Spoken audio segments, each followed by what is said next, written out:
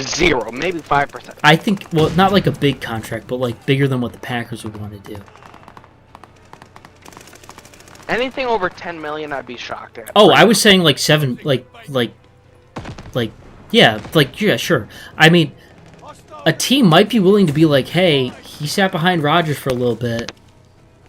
Let's see what he's got and throw a little bit of money at him. I think a team might do that. He's gonna have the knowledge. He's gonna have the knowledge. You physically. But I think a team's gonna do that. You cannot sit behind a quarterback like him. And they probably would, which is like realistically for the franchise. Like if I take out my own personal opinions and emotions, he's on his third, like the start of 2022 season will be his third year, correct? Yeah. Okay.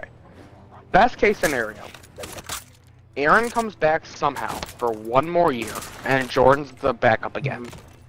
And then Aaron leaves after 2022-2023 season, and Jordan gets one whole year to start. Mm-hmm. That would be the best case scenario, because he gets the most time behind Aaron and most learning experience, and gets then one full entire year. And what if he puts up like what if he puts up like decent numbers like Aaron Rodgers did during his first full season? He threw 28 touchdowns, 15 picks. If he puts up slightly decent numbers, like manageable. Here's the numbers that I would give. Here's the numbers I would give Jordan Love to say, okay, give him an additional 2 to 3 years.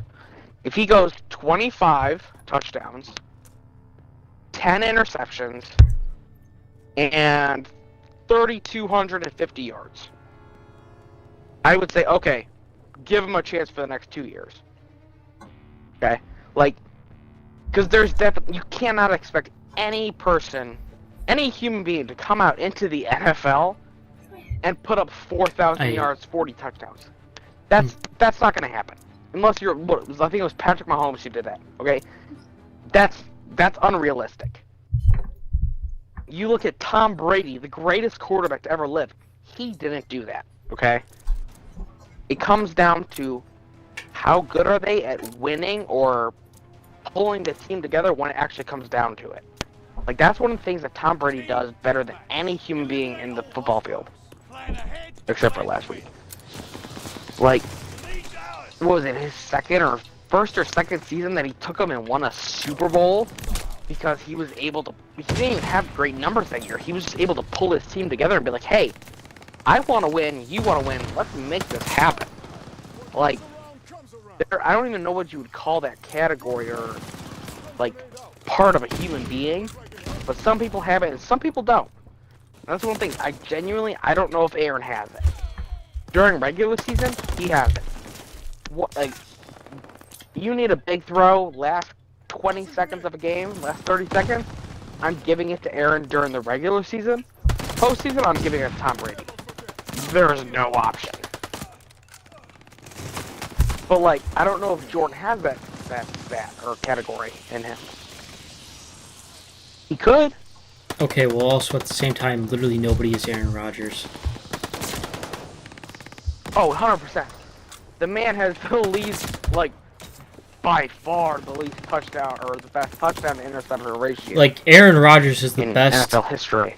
Non-postseason quarterback. He's the lived. best regular season quarterback of all time, hands down. Not even 100%. like a question at all.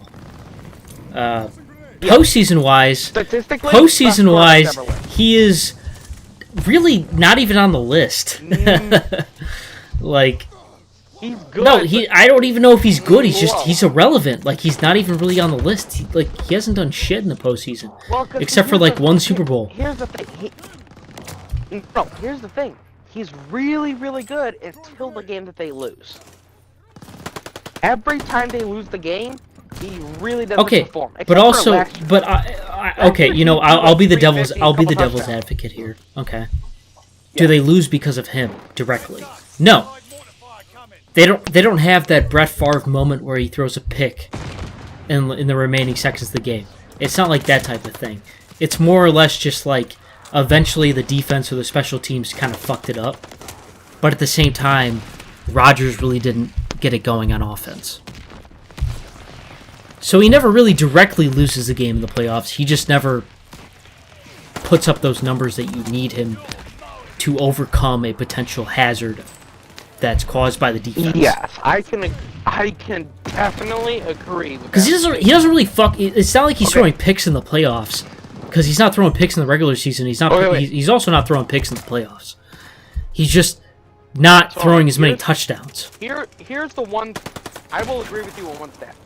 Here's the one problem I have with Aaron Rodgers. Okay, Aaron Rodgers' playoff record, I just googled it, is 11-9. That is not good enough.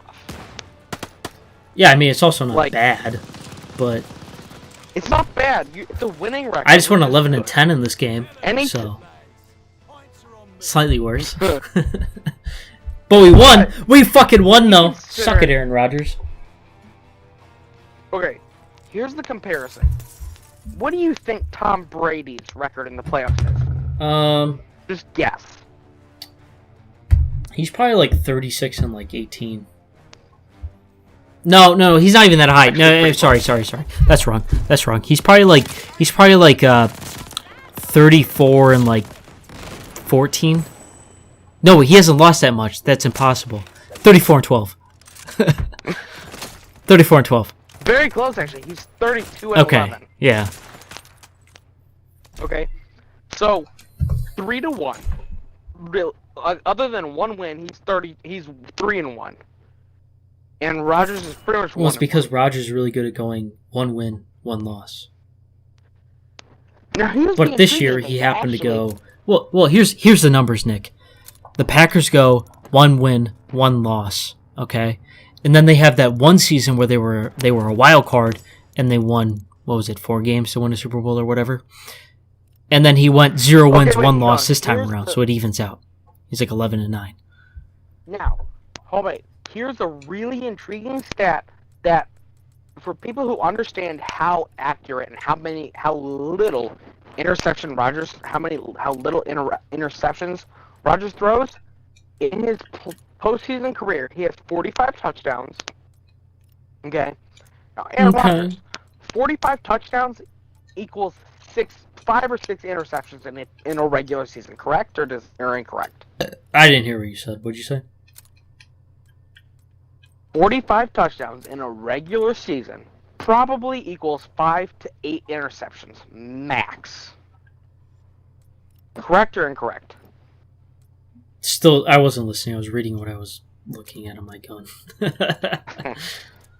Okay, are you listening? Yeah, kind of.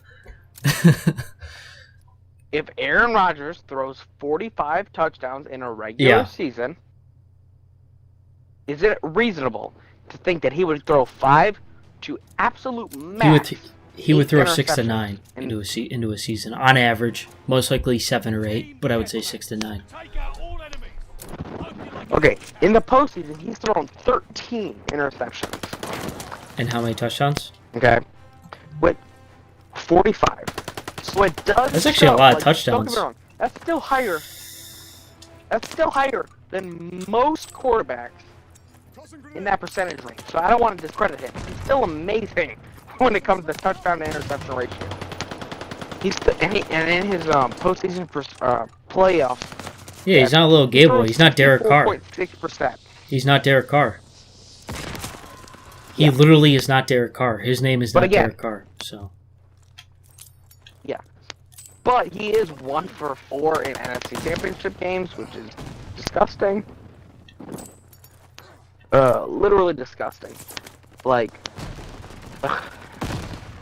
that's the stat that'll kill him in his entire career. Knowing that he's 1 for 4, 1 to 4, so 1 of 5 games. He only won 1. That's terrible. Well, I've won none, and you've also won none, so. Undefeated, baby girl! Me and you are undefeated. Yeah, we're better than Tom Brady. Oh. Has he been defeated in I don't know, not this year at least, but he probably has been. Probably by, like, the Giants. Oh, wait, no, he wouldn't have been defeated by the Giants.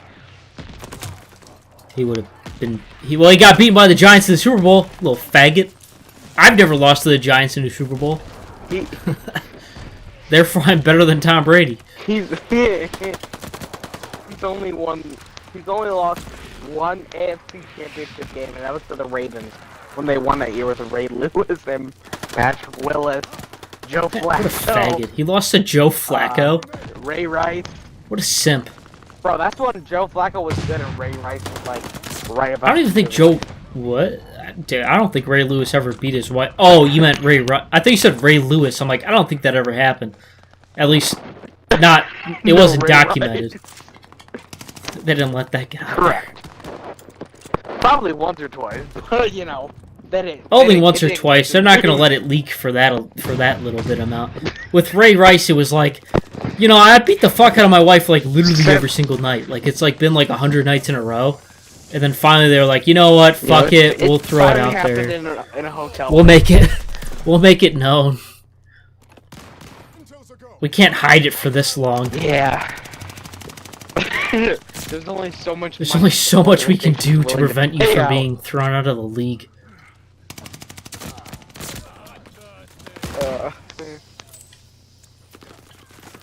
Bro, that's why I love the Chiefs backfield. You got Nick Chubb and Kareem Hunt. Oh, bro. You mean Nick Chubb is on the That's a Browns? You backfield. fucking retard. What did You I said say? Nick Chubb. The fuck are you talking about? Wait, and No, and what you did said I say? Kareem Hunt. Oh, you meant the Browns. What You did said I the say? Chiefs. I thought you were going for Tyreek Hill there. No. Because Nick Chubb has never hit a woman. No, At least, not that I know of. I mean, he probably has. He's better about... Nick Chubb knows how to keep his women in line. He's not getting called out for it. Bro, okay, the Cleveland Browns have one of the greatest, like, physical backfields in a very long time with Nick Chubb and Kareem Hunt. I thought you were saying, like... That's like Alvin Kamara. I thought you were Mark Ingram. calling out how, like, they beat the most women. Probably, but I mean, yeah, probably. I I don't know. could see Nick Chubb probably throws a few haymakers. Yeah, he probably fucking does, but he keeps his women in line. Bro, the women don't remember. He just clocks him in the face. He's like, here's a G note right here. Don't talk about it to anyone. They're like, okay, Chubb. Here's 10 G's on the table.